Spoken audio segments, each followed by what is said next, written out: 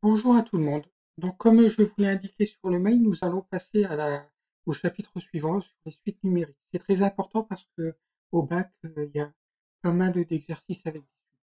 Vous allez voir, ce n'est pas très compliqué. Ceux qui ont une Casio 35 vont être avantagés parce que il y a un menu suite numérique sur les Casio 35, tandis que ceux qui ont les Casio 25 seront un peu défavorisés. Donc, qu'est-ce que c'est qu'une suite de nombres? Regardez par exemple ici, vous avez une suite de nombres. 1, 3, 5, 7, 9, 11. Alors, à votre avis, le suivant, ce serait quoi? Je pense que tout le monde a deviné que ce serait 13, le chiffre suivant. Donc, pourquoi? Parce que, regardez, pour obtenir un des nombres, j'ai pris le précédent et je lui ai ajouté 2. 1 plus 2, ça fait 3. 3 plus 2, ça fait 5. 5 plus 2, ça fait 7.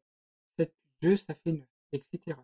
Donc, pour obtenir un des nombres, donc là, je vais remplir. Donc, donc, ça. Donc, j'ai pris le précédent et je lui ai ajouté 2. Donc, même chose, regardez ici, j'ai 0, 3, 6, 9, 11, 14. Le suivant, j'espère que vous avez tous deviné. Là, celui-là, ce serait 17. D'accord? Et donc, bien sûr, pour obtenir un des nombres, j'ai pris le précédent. Donc, j'ai pris le précédent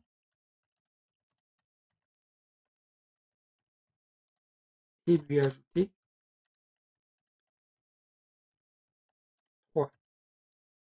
Donc, j'espère que tout le monde a bien compris. Regardez, si je fais 0 plus 3, ça fait 3. 3 plus 3, ça fait 6. 6 plus 3, ça fait 9, etc. Là, ici, qu'est-ce qui se passe? On a 7, 3, moins 1, moins 5, moins 9, moins 13. Donc, le suivant, ce serait moins 17. Pourquoi ce serait moins 17? Parce que pour passer d'un chiffre à l'autre, donc j'ai 7, moins 7 moins 4, ça fait 3. 3 moins 4, ça fait moins 1. Moins 1 moins 4, ça fait moins 5. Moins 5 moins 4, ça fait moins 9. Moins 9 moins 4, ça fait moins 13. Moins 13 moins 4, ça fait moins 17. Donc j'ai retranché. Donc j'ai retranché 4. Donc j'ai pris le précédent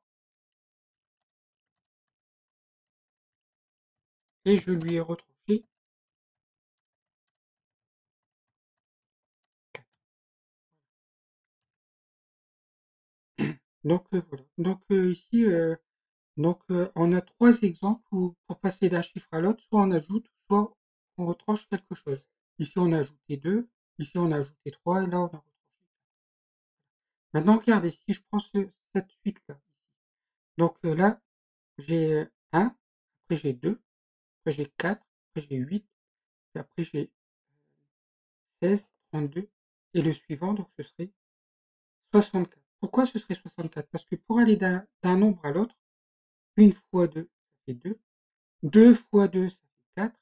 4 fois 2, ça fait 8. 8 fois 2, ça fait 16. 16 fois 2, ça fait 32. Et donc 32 fois 2, ça fait 64. Donc pour obtenir donc un des chiffres, j'ai multiplié le précédent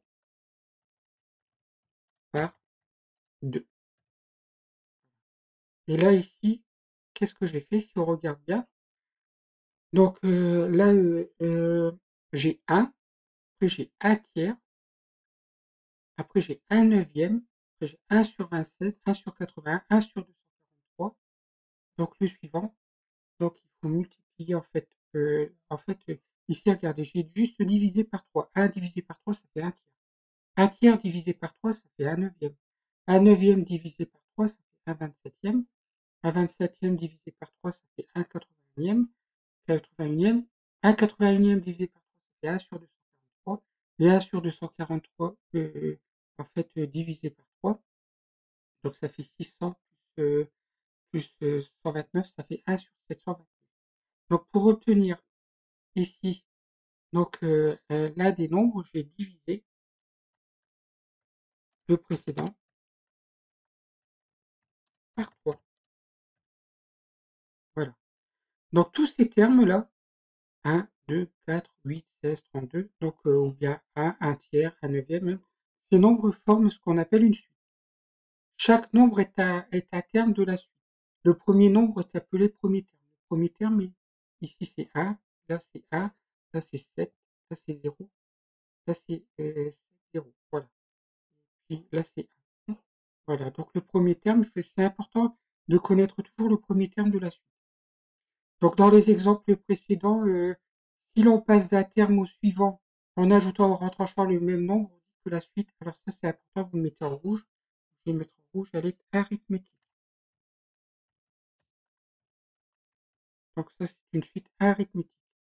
Pour une suite arithmétique, on a le terme suivant par rapport au précédent, soit en ajoutant un nombre, toujours le même, soit en retranchant un nombre, toujours le même. Par contre, si on passe d'un terme au suivant en multipliant ou en divisant, on dit que la suite, elle est très importante aussi. Je mets en rouge, donc géométrique. Voilà. Donc là, on a vu des exemples de ce que c'était qu'une suite géométrique et une suite arithmétique. Voilà. Alors, on va prendre un exemple concret. Donc, un jardinier arrive sur un chantier, donc sur lequel un pavage est en cours de réalisation. Les personnes qui ont travaillé précédemment ont déjà déposé 240 pavés et il en pose 70 par jour. Combien de pavés aura-t-il posé au bout de 5 jours? Donc là, qu'est-ce qu'on a fait? Au départ, on a 240 pavés. Et il y a 5 jours de travail à 70 pavés par jour. Donc alors, donc le nombre de pavés qui vont être posés, c'est 240 plus 5 fois 70. 5 fois 70, ça fait 350. Et 240 plus 350, ça fait 590. Donc ici, donc la réponse c'est donc il y aura 590 pavés posés. Alors, quelle opération j'ai effectuée? J'ai fait 240 plus, donc je vais écrire avec l'éditeur d'équations, ce sera mieux pour vous.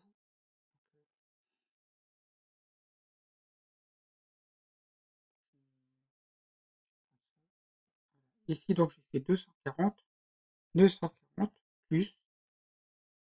plus, euh, plus je vais sur le clavier, plus, donc 5 fois 70. Donc 5 fois multiplié par 70. Et là, je trouve donc, je trouve bien, ça fait 240 plus 350, ça fait 590. Hein. Donc on considère, donc voilà, j'espère que bon, je pense que tout le monde avait compris l'opération qu'il fallait faire. Donc nous, on considère que le jour 0, c'est le jour de découverte du chantier. Et n, c'est le nombre de jours de travail.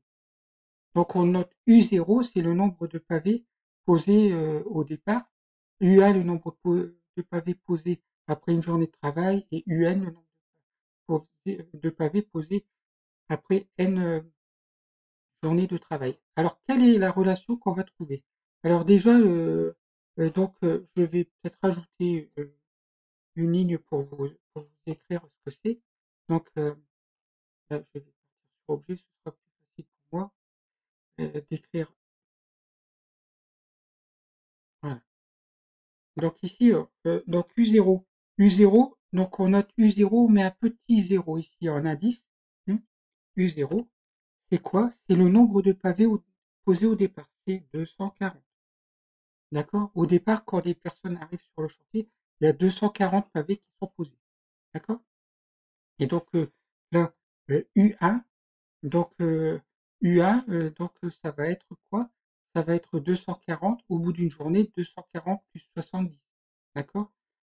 Voilà. Donc alors ici, on peut écrire une relation liant U1 et U0. Donc bon, je vais quand même écrire ici, je vais vous marquer ce que c'est que U1. Donc ça, c'est pour moi coller. Donc U1, donc c'est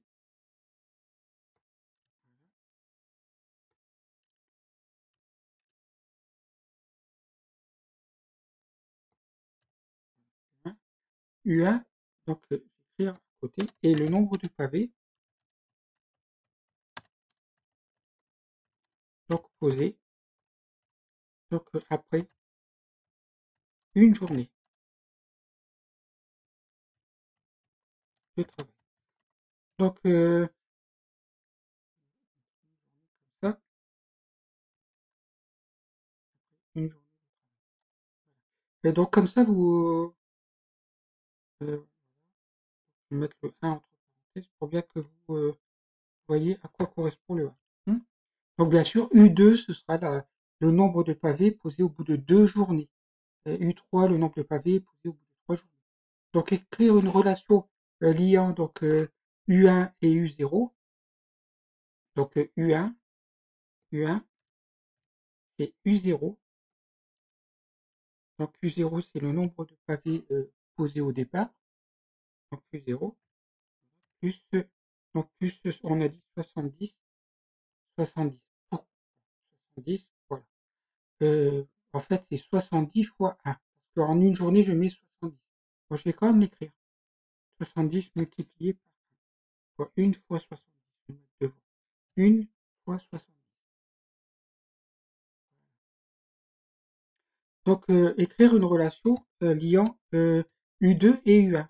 Donc c'est pareil, U2 et U1, bah, c'est la même relation ici. Je vais rajouter 70 par jour. Donc U2, ce sera U1 plus 1 fois 70. Hop. Donc alors, je vais copier, coller U2 et U1. Donc, hop, on va mettre des lignes, sinon ça va se décaler au niveau de votre donc U2, U2, ensuite je vais mettre en indice U2, donc c'est égal à U1 plus 1 fois 70. Voilà. Et on en déduit donc que UN, si je veux une relation entre UN et UN-1, ça c'est le jour N et le jour N-1. Donc le jour N, on met 70 pavés en plus que le jour N-1. Donc j'ai toujours la même formule, sauf que là ici j'ai UN, UN, donc qui est égal à UN-1,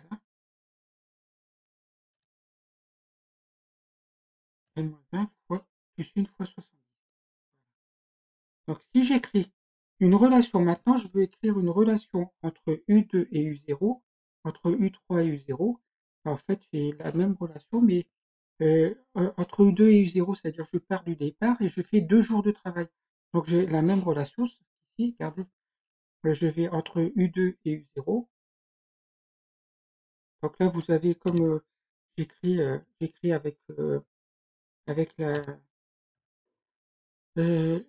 j'écris, je vous envoie une vidéo, vous pouvez toujours réécouter ce que je dis, hein, donc, au niveau des explications. Hein. Donc regardez, U2, c'est U0 plus 2 fois 70. D'accord?